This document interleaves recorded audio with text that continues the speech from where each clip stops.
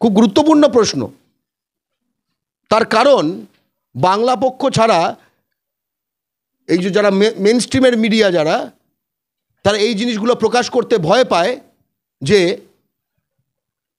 উর্দু কলেজের দাবি করা জিতেন তেওয়ারি কিন্তু এই বাংলা বাধ্যতামূলক, বিজেপি নেতা জিতেন তেওয়ারি বাংলা বাধ্যতামূলক আটকানোর হোতা। বাংলার বিরোধী দলনেতা শুভেন্দু অধিকারী সে বলেছে উর্দু ভাষীদের সমস্যা হবে, তাই বাংলা বাধ্যতামূলক করা যাবে না। এই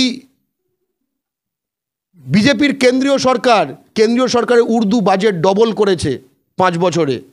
এই বিজেপির কেন্দ্রীয় সরকার দুয়ারে উর্দু নামক প্রকল্প চালু করেছে। নামক প্রকল্প নয়, ঘরে ঘরে উর্দু বই ফ্রিতে পৌঁছে দেওয়া করের টাকায়।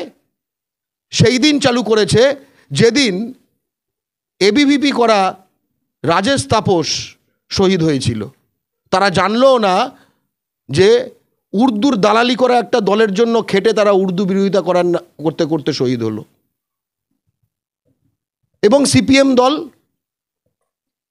তারা ওই জিনিসটা করছে। তারা ভাবছে যেখান থেকে যা কিছু, কারণ বাঙালি তো ফ্রি, এদের সকলেরই কাছে বাঙালি তো ফ্রি আর কি।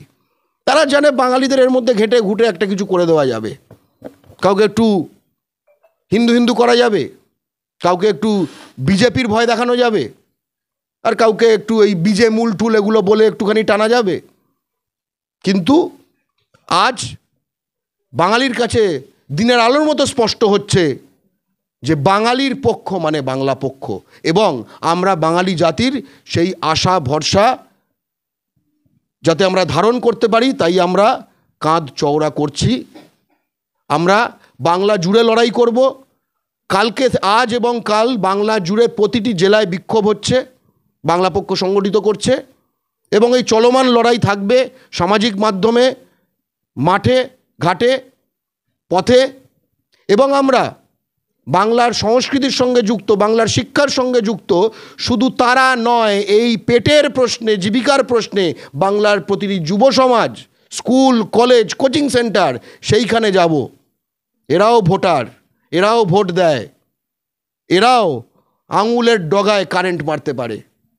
আমরা তাদের সেই চার্জটা দেবার চেষ্টা করব।